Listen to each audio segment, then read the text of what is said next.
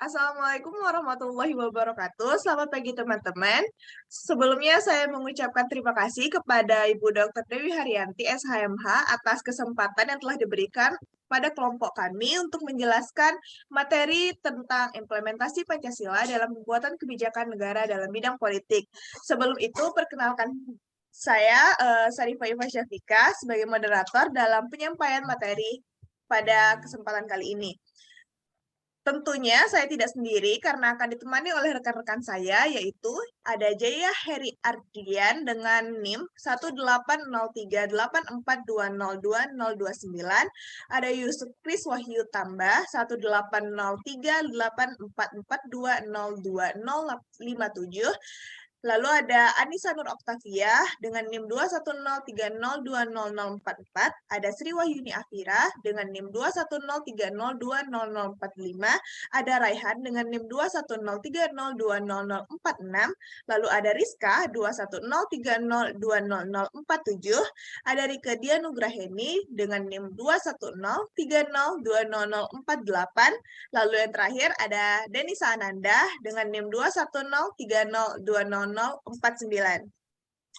Sebelum itu, izinkan saya untuk membacakan pokok pembahasannya, yaitu ada konsep dasar implementasi nilai-nilai Pancasila dalam bidang politik, dan ada juga isu tentang politik yang berkaitan dengan implementasi 45 butir Pancasila. Nah, dua pokok pembahasan ini akan dijelaskan oleh kelompok kami. Sebelum itu, saya akan membacakan implementasi Pancasila dalam perumusan kebijakan pada bidang politik. Dapat ditransformasikan melalui sistem politik yang bertumpu pada asas kedaulatan rakyat berdasarkan konstitusi mengacu pada pasal 1 ayat 2 Undang-Undang 1945. Implementasi asas kedaulatan rakyat dalam sistem politik Indonesia baik pada sektor suprastruktur maupun infrastruktur politik dibatasi oleh konstitusi. Hal inilah yang menjadi hakikat dari konstitusionalisme yang menempatkan wewenang semua komponen dalam sistem politik diatur dan dibatasi oleh Undang-Undang Dasar, dengan dimaksud agar tidak terjadi penyalahgunaan kekuasaan oleh siapapun. Dengan demikian, pejabat publik akan terhindar dari perilaku sewenang-wenang dalam merumuskan dan mengimplementasikan kebijakan publik, dan sektor masyarakat pun akan terhindar dari perbuatan anarkis dalam memperjuangkan haknya. Selanjutnya, konsep dasar suprastruktur politik. Suprastruktur politik adalah semua lembaga-lembaga pemerintahan. Semua lembaga pemerintah menjalankan tugas dan fungsinya sesuai batas kewenangan yang ditentukan oleh Undang-Undang Dasar dan peraturan perundang-undang lainnya, yang berfungsi memformulasikan, mengimplementasikan, dan mengevaluasi kebijakan publik dalam batas kewenangan masing-masing. Dalam menentukan substansi, prosedur, formulasi, dan implementasi kebijakan publik, semua lembaga pemerintah harus bertumpu pada Pancasila sebagai dasar negara. Nah, adapun yang dimaksud dengan suprastruktur politik adalah semua lembaga-lembaganya itu seperti lembaga legislatif, eksekutif, yudikatif, dan lembaga pemerintah lainnya, baik di pusat maupun di daerah. Nah, jadi semua mekanisme atau prosedur yang telah ditentukan dalam peraturan perundang-undangan, dalam menentukan substansinya, prosedur formulasi dan implementasi kebijakan publik, politik, semua lembaga pemerintah harus bertumpu pada nilai-nilai Pancasila sebagai dasar negara. Selanjutnya, sektor masyarakat yang akan dijelaskan oleh rekan saya. Baiklah, saya akan menjelaskan tentang sektor masyarakat. Pada uraian yang telah dijelaskan oleh moderator sebelumnya, telah dikemukakan bahwa yang dimaksud dengan infrastruktur politik yaitu lembaga-lembaga sosial politik seperti organisasi kemasyarakatan, partai politik, dan media massa. Dalam sistem politik, infrastruktur politik tersebut berfungsi memberikan masukan kepada suprastruktur politik dalam menghasilkan kebijakan publik yang menyangkut kepentingan umum. Fungsi memberikan masukan tersebut mendorong infrastruktur politik berperan sebagai interest group dan atau pressure group. Dapat dibayangkan apabila dalam proses tersebut tidak ada aturan main, maka akan timbul chaos atau kekacauan di masyarakat. Dalam kondisi seperti itulah diperlukan kaidah penuntun yang sesuai dengan nilai-nilai Pancasila agar dalam proses tersebut tetap terjaga semangat kekeluargaan dan kegotong royongan. Nilai-nilai Pancasila akan menuntut masyarakat ke pusat inti kesadaran akan pentingnya harmoni dalam kontinum antara sadar terhadap hak azazinya di satu sisi dan kesadaran terhadap kewajiban azazinya di sisi lain, sesuai dengan ketentuan dalam pasal 28J ayat 1 dan ayat 2 Undang-Undang Dasar 1945. Indikator bahwa seseorang bertindak dalam koridor nilai-nilai Pancasila sebagai dasar negara adalah sejauh perilakunya tidak bertentangan dengan konstitusi dan peraturan perundang-undangan lainnya. Baiklah, sekian dari sektor masyarakat. Selanjutnya akan dilanjutkan oleh rekan saya Sri Wahyuni Afira. Baiklah, saya akan melanjutkannya. Selain itu, implementasi Pancasila dalam pembuatan kebijakan negara dalam bidang politik juga dituangkan dalam pasal 26, 27 ayat 1 dan pasal 28. Pasal-pasal tersebut adalah penjabaran dari pokok-pokok pikiran kedaulatan rakyat dan kemanusiaan yang adil dan beradab yang masing-masing merupakan pancaran dari sila keempat dan kedua Pancasila.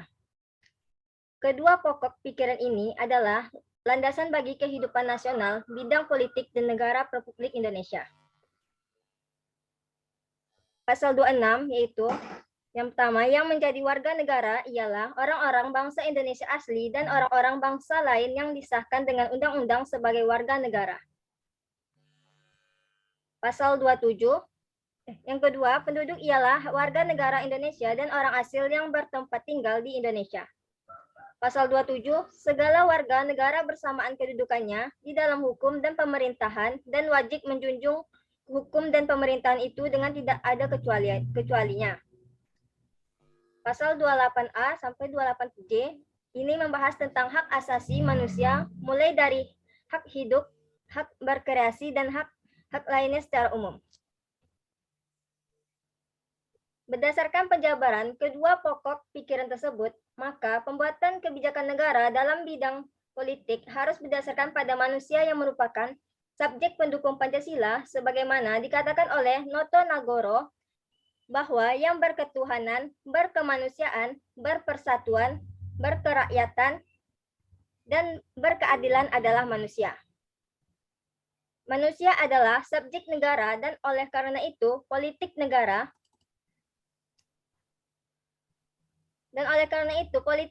harus berdasar dan merealisasikan harkat dan martabat manusia di dalamnya.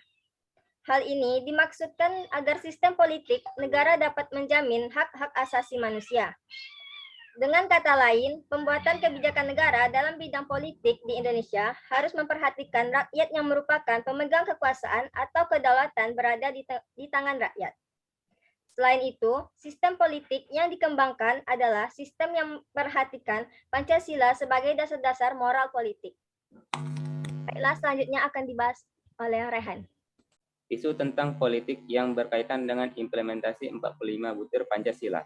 Isu tentang politik yang kami bahas di sini adalah Ketua DPR RI, Puan Maharani, mematikan mic saat sidang paripurna Omnibus Law. Kejadian tersebut dimulai saat Puan dan Wakil Ketua DPR Aziz Syamsuddin sempat berdiskusi singkat saat politikus Demokrat bicara. Menghilangkan hak-hak rakyat kecil kalau mau dihargai tolong hak. Belum sempat Irwan menyelesaikan kalimatnya saat Puan mematikan mikrofon. Saat itu, tangan Puan terlihat bergerak dan seakan menekan suatu tombol. Di saat bersamaan, suara Irwan hilang.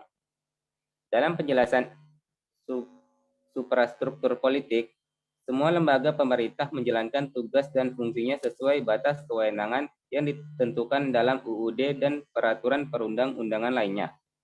Lembaga-lembaga pemerintah tersebut berfungsi memformalisasikan, mengimplementasikan, dan mengevaluasi kebijakan publik dalam batas kewenangan masing-masing. Permasalahan yang dikritik oleh masyarakat dari isu tersebut menentang butir-butir sila yang sila keempat antara lain 1.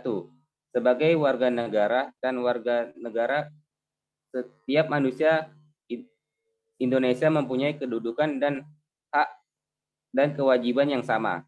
2. Tidak boleh memaksakan kehendak kepada orang lain. 3. Mengutamakan musyawarah dan mengambil keputusan untuk kepentingan bersama. 4. Musyawarah untuk mencapai mufakat diliputi oleh semangat kekeluargaan. 5. Menghormati dan menjunjung tinggi setiap keputusan yang dicapai sebagai hasil musyawarah. 6. Dengan iktikad baik, rasa tanggung jawab, menerima dan melaksanakan hasil keputusan musyawarah. 7. Di dalam musyawarah diutamakan kepentingan bersama di atas kepentingan pribadi dan golongan. 8. Musyawarah dilakukan dengan akal sehat dan sesuai dengan hati nurani yang luhur. 9.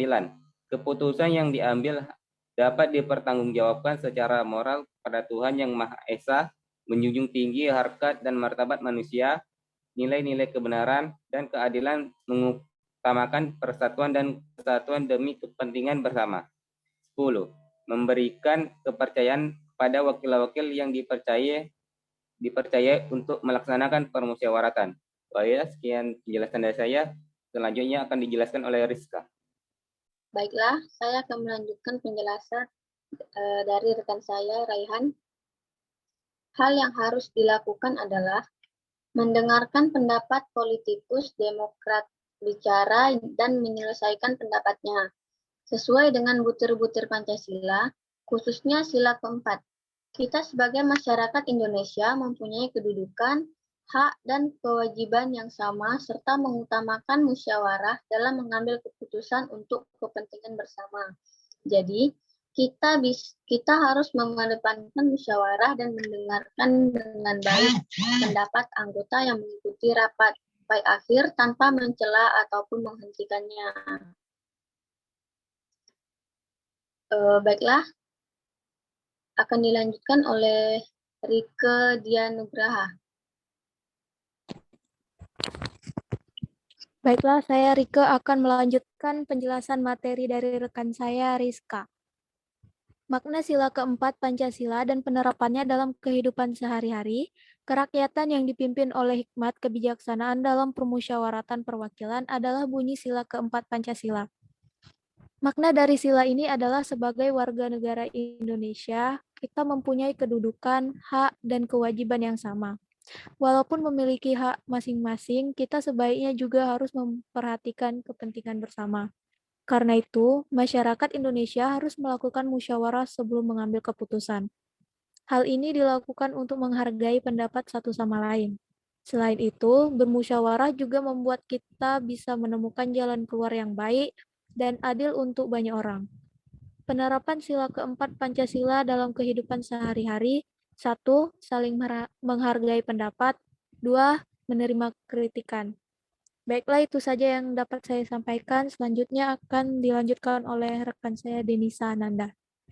Baiklah, saya Denisa Ananda akan membacakan pertanyaan yang sudah kami susun untuk dijawab oleh kelompok 2, 3, dan 4. Pertanyaan untuk kelompok 2, apakah ada keterkaitan antara sektor suprastruktur politik dan sektor masyarakat dalam lingkup kesatuan negara yang berbentuk republika? Kelompok 3, pertanyaannya, menurut kalian, apakah lembaga pemerintah tidak menjalankan tugas dan fungsinya sesuai batas kewenangan yang ditentukan dalam Undang-Undang Dasar dan menyalahgunakan kekuasaan untuk hal pribadi merupakan hal yang menyimpang dari implementasi Pancasila? Lalu bagaimana cara kita sebagai warga negara yang baik meminimalisir hal-hal yang menyimpang dari implementasi Pancasila terjadi di negara kita? Untuk pertanyaan kelompok 4, bisakah saudara menjelaskan makna dari kebijakan publik harus merupakan terjemahan atau mengartikulasikan kepentingan masyarakat? Itulah pertanyaan-pertanyaan kami. Selanjutnya saya kembalikan ke moderator.